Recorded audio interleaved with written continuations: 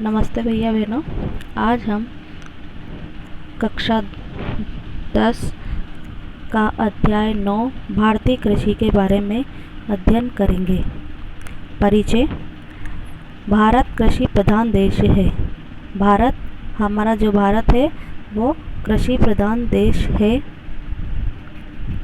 यहाँ का 54% भाग प्रत्यक्ष रूप से केवल कृषि पर ही आधारित है। देश में घरेलू उत्पाद का 17.4% भाग कृषि से ही प्राप्त होता है। सकल घरेलू उत्पाद का मतलब जो घरेलू काम आने वाले जो उत्पाद है जो कृषि से हमें प्राप्त हो रहे हैं, जैसे मसाले हैं, फल है, सब्जियां हैं, जो घरों में काम आ रही है, वे सभी 17% भाग कृषि से ही हमें प्राप्त हो रहा है। भारत में कृषि कार्य जीवन निर्वाह पर ही किया जाता है। यानी भारत में किसान हो या और किसी का भी जीवन निर्वाह हो रहा है, वो ज़्यादातर कृषि पर ही आधारित है। यानी कृषि कार्य सबसे ज़्यादा हो रहा है और इसीलिए इसे कृषि प्रधान देश कहा गया है। इसमें कृषक अपनी परंपरागत तकनीकी के द्वारा कृषि भूमि पर उदर पूर्ति हेतु खाद्यान्न फसलों को उगाता है।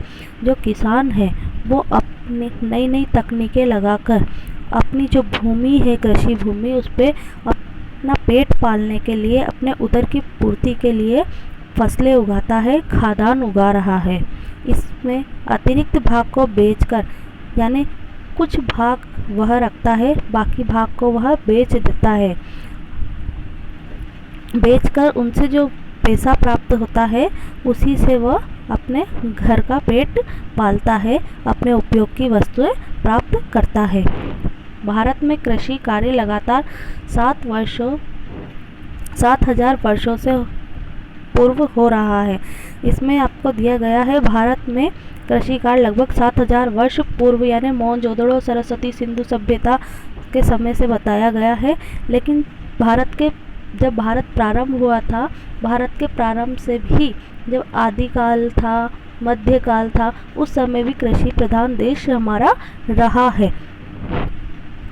जब आर्यव्रत कहलाता था हमारा भारत, तब भी कृषि कार्य होता था। इस कृषि कार्य पर समय, काल तथा परिस्थिति के प्रभाव के कारण इसके स्वरूप और इसके विभिन्न आयामों में परिवर्तन होता रहा है। यानी कई प्रकार के प्रभाव, अलग अलग विपरीत प्रभाव पड़ने के कारण भी इसमें परिवर्तन होता रहा है। इस कारण से भारतीय कृषि के विविध स्वरूप हैं, जिनमें विविध स्वरूपों को निम्न आधारों के अनुसार वर्गीकृत किया गया है।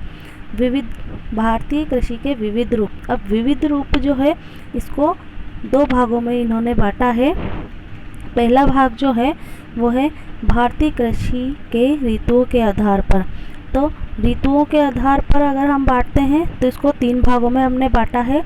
पहला है खरीफ की फसल, रबी की फसल, जायद की फसल। इन फसलों को आप याद करोगे तो कई बार बच्चे कंफ्यूज हो जाते हैं, नहीं याद कर पाते हैं खरीफ की फसल कौन सी है, रबी की कौन सी है, जायद की कौन सी है, कई बार भूल जाते हैं। तो आप ऋतुओं के आधार पर जब याद कर रहे हैं तो इस प्रकार याद करें। हम भारतीय ऋतुओं को अगर मानते हैं तो हम केवल ये बोलते हैं कि 3 प्रकार की ऋतु है, सर्दी, गर्मी, बरसात, ठीक है।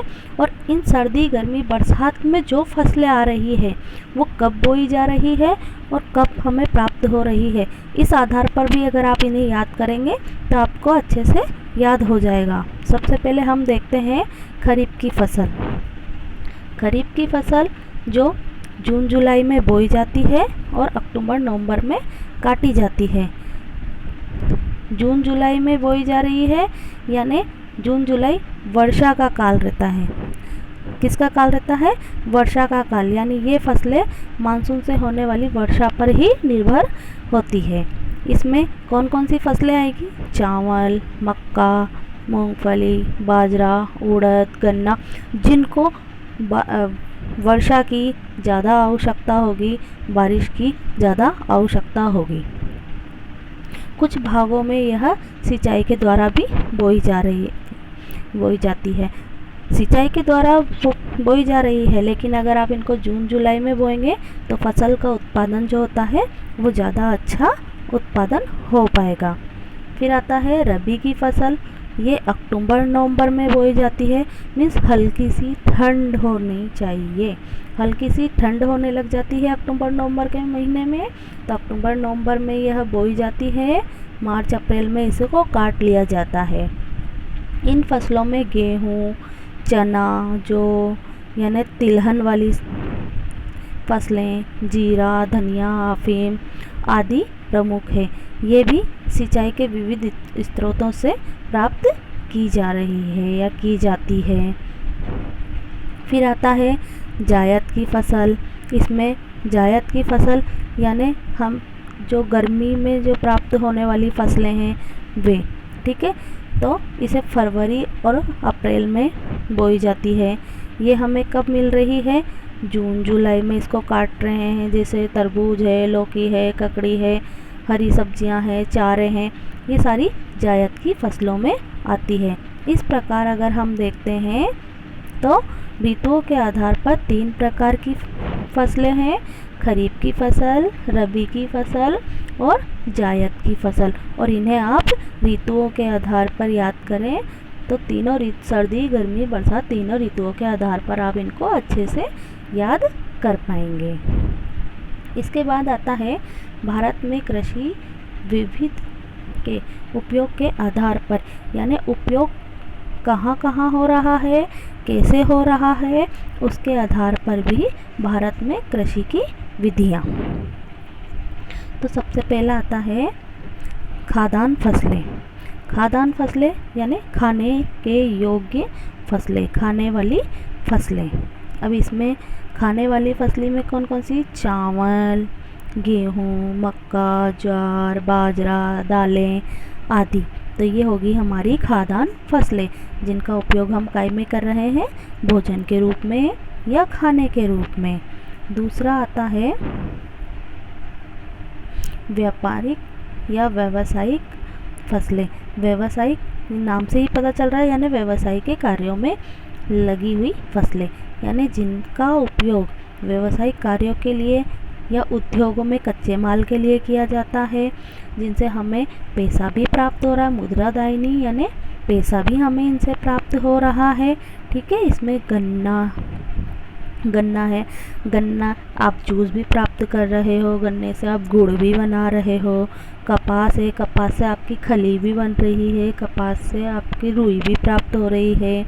जूट है, जूट की आप रस्सी प्राप्त हो रही है। तो ये सारी जो है कच्चे माल से, कच्चा माल का उपयोग भी किया जा रहा है। इससे नया आइटम, नया प्रोडक्शन भी आपको मिल रहा है और उसके साथ में आपको पैसा भी मिल रहा है। इसके बाद आती है बागानी फसलें। अब बागानी यानी नाम से पता चल रहा है ना, बागानी यानी बाग में होने वाली, यानी बाग, बड़े बड़े विशाल बाग बनाए जाते हैं और उनमें इन फसलों को उगाया जाता है, जिनमें पेय यानी पीने वाली और औद्योगिक कार्यों में उपयोग लेने वाली, जिसमें चाय, कॉफ़ी, रबड़, सिनकोना, गर्म मसाले आदि ये बड़े बड़े बागों में उत्पादन किए जाते हैं। इनको खेत वगैरह में नहीं बोया जाता है। फिर आता है उद्यान फसलें।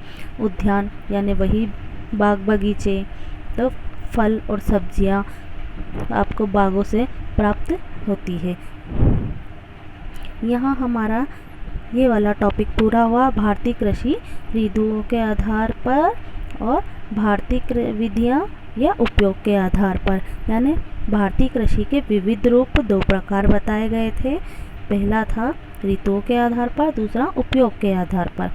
अब आपको ये अच्छे से समझ में आ गया, तो अब हम आगे चलते हैं। भारत की प्रमुख खाद्यान्न फसलें। अब खाद्यान्न फसलें हमने यहाँ पर पढ़ा था कौन कौन सी थी? चावल, गेहूँ, मक्का, ज्वार, बाजरा, दालें इत्यादि। तो अब हम इनके बारे में अध्ययन करेंगे। तो सबसे पहले भारत की प्रमुख फसलें, जो खाद्यान्न फसलें हैं, उसमें नाम आता है गेहूँ का, क्योंकि गेहूँ सबसे ज़्यादा खाया जाता है ना। हमारे यहाँ पे सबसे ज़्यादा गेहूँ खाया जा रहा है। लेकिन अगर विश्व में देखें तो चीन और अमेरिका के बाद भारत तीसरे नंबर पर गेहूं उत्पादन करता है। उत्तरी भारत की प्रमुख रबी फसल जो भारत के समशीतोष्ण यानी हल्की ठंड में बोई जाती है, जिसके लिए 100 से 250 सेंटीग्रेड तापमान और वर्षा कितनी 25 से 75 सेंटीमीटर वर्षा, मिट्टी चिकनी मिट्टी होनी चाहिए, दोमट मिट्टी होनी चाहिए, ये आपके गेहूं की फसल के लिए उपयुक्त मानी जाती है। गेहूं का सबसे ज़्यादा उत्पादन पंजाब, हरियाणा, उत्तर प्रदेश में होता है। उसके बाद अन्य राज्यों में जैसे मध्य प्रदेश है, बिहार है, राजस्थान है, यहाँ पर कम किया जाता है। अगर राजस्थान में गेहूं का उत्पादन देखें तो सबसे ज़्यादा गंगानगर, हनुमानगढ़, अलवर, भरतपुर, जयपुर और कोटा में किया जाता है। अभी मैंने आपको बताया था भारत गेहूं उत्पादन की दृष्टि से विश्व में चीन और अमेरिका के बाद में इसका तीसरे नंबर पे सबसे बड़ा स्थान है या सबसे बड़ा देश है। तो हरित क्रांति जो आई थी, हमने 9th क्लास में भी हरित क्रांति के बारे में पढ़ा था। जो हरित क्रांति उत्पादन किया गया था वो किस पर किया गया था?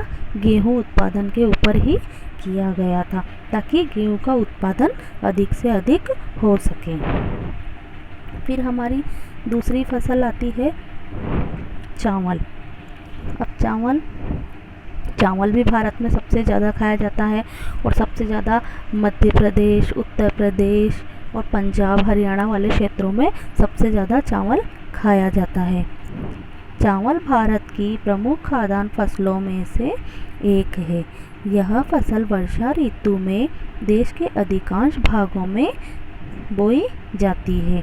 वर्षा ऋतु में बोई जा रही है, इस कारण यह खरीफ की प्रमुख फसल है। आपको बोला वर्षा ऋतु में ज़्यादा बोई जा रही है, इसलिए खरीफ की। आप तीनों ऋतुओं के आधार पर रबी की, जायद की और खरीफ की फसलों को याद करेंगे तो वो आपको अच्छे से याद हो पाएगी। और जब आप इस प्रकार किसी भी फसलों के बारे में लिखेंगे तो वहाँ पर आपको ये बहुत ज़्यादा हेल्पफुल होगी। भारत में चावल की पैदावार उष्णकटिबंधीय भागों में, जहाँ का तापमान 190 से 270 सेंटीग्रेड और वर्षा 75 से 200 सेंटीमीटर के मध्य हो, उन भागों में की जाती है। चावल को पानी की आवश्यकता ज़्यादा होती है और इसी कारण इसको वर्षा ऋतु में बोया जाता है, ताकि जो पानी है उसकी पूर्ति ये पूरी कर सके। इस फसल के उत्पादन के लिए नदी घाटी क्षेत्रों की चिकनी, दोमट, कछारी मिट्टी उपयुक्त मानी जाती है। भारत में मौसम के अनुसार वर्ष भर चावल की 3 फसल, जिनमें अमन जो कि वर्षा ऋतु के समय बोई जाती है, उसके बाद आता है ओस। ओस नाम से इसलिए बोला क्योंकि शीतकालीन फसल है ओस, और हम जानते हैं शीतकाल जब होती है तो हल्की हल्की ओस भी पड़ती है, यानी हल्का हल्का कोहरा पाला जिसको हम बोलते हैं वो ओस के नाम से होता है। तो आप उसको इस नाम से याद कर सकते हैं, अमन। अमन का मतलब यानी अमन कर रहा है, चैन मिल रहा है, अमन चैन, तो वो वर्षा ऋतु में अच्छा लगता है हमें, तो आप उस हिसाब से अमन को मानसूनी कालीन मानेंगे, यानी वर्षा ऋतु में यह हो रही है। ओस कब पड़ती है? शीत ऋतु में, यानी ओस वाली जो इसकी किस्म है वो शीतकाल में बोई जाती है। और बोरो यानी हम ग्रीष्म काल में जब गर्मी आ जाती है तो हमारे स्कूलों की भी छुट्टियां लग जाती है, तो हम उस समय बोर ज़्यादा होते हैं, है ना, तो क्योंकि हमारे पास उस समय कुछ भी काम नहीं होता है, घर में भी गर्मी ज़्यादा होती है, तो हम उस समय ज़्यादा बोर होते हैं। तो आप इस तरह से इन तीनों फसलों को याद कर सकते हैं। यद्यपि देश का 86% उत्पादन अमन अर्थात मानसून काल में ही हो रहा है। क्यों हो रहा है? क्योंकि मानसून काल की जो फसल है वो सबसे उत्तम श्रेणी की फसल होती है।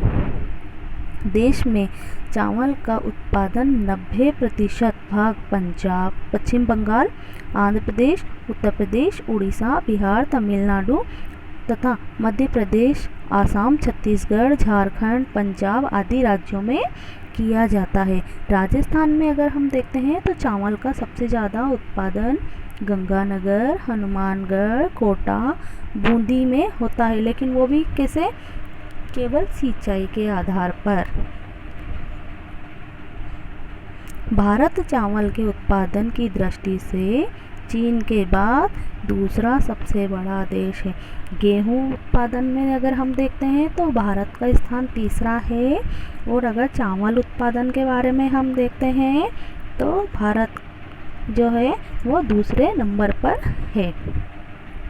इसके बाद हमारी तीसरी खाद्यान्न फसल आती है मक्का।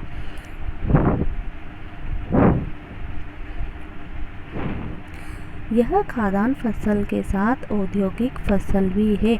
औद्योगिक फसल क्यों बोला, क्योंकि खाने के साथ में इसका अलग से भी हम उद्योगों में भी इस्तेमाल कर रहे हैं।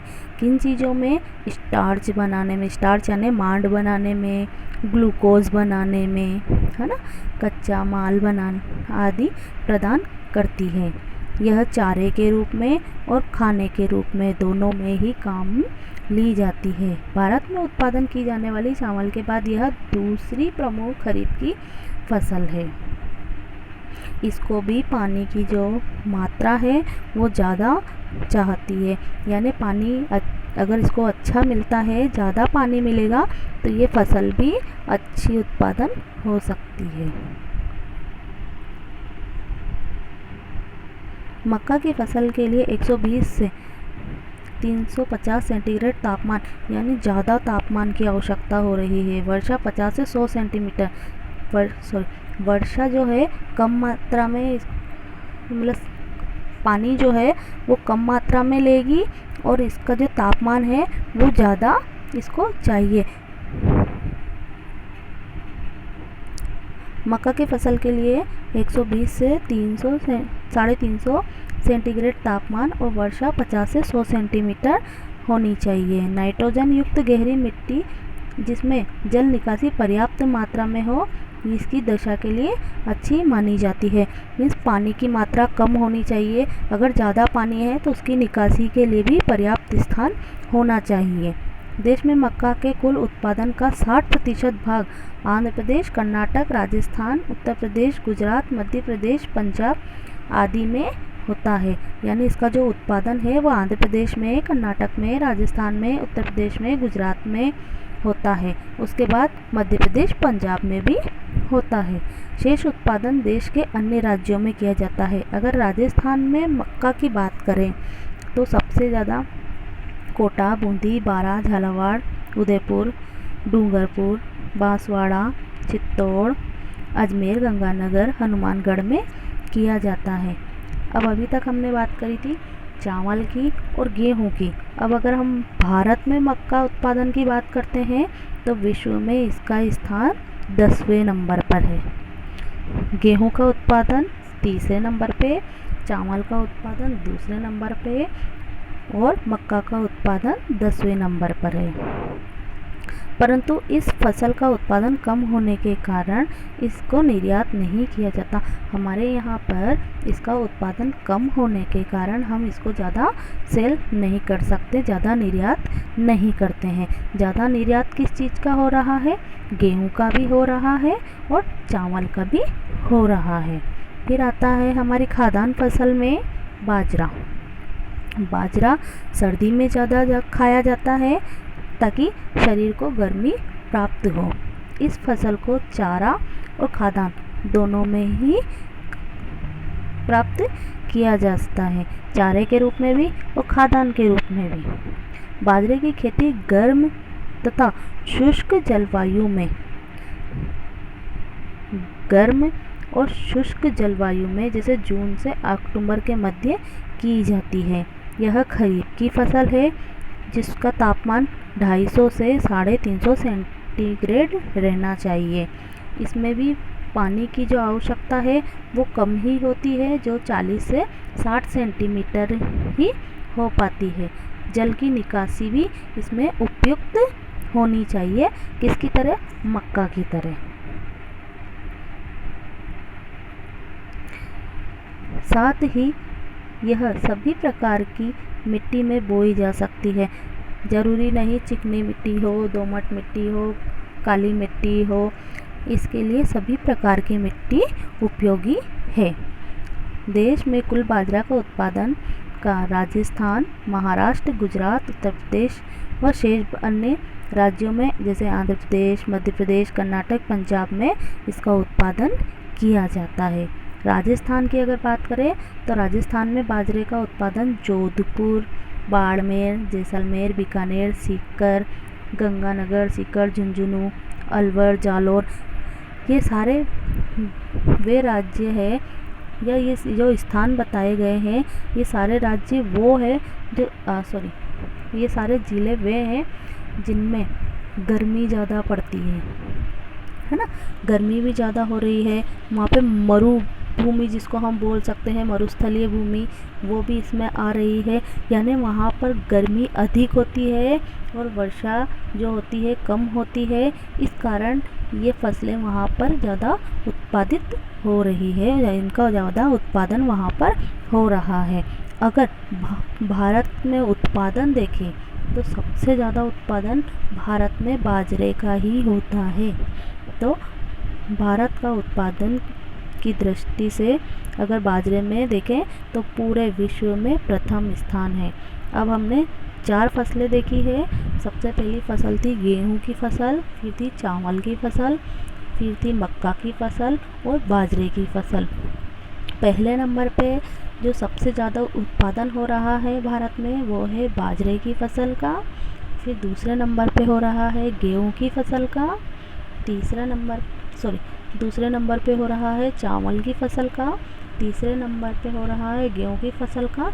और 10वें नंबर पे जो उत्पादन है वो है मक्का की फसल का, क्योंकि मक्का का उपयोग कम किया जाता है। लेकिन बाजरा सर्दी में सभी के लिए शरीर की इम्यूनिटी पावर भी बढ़ाता है, शरीर के लिए अच्छा भी रहता है, शरीर को गर्माहट देता है, इसलिए बाजरे का उत्पादन सबसे ज़्यादा किया जा रहा है। इसके बाद अब हम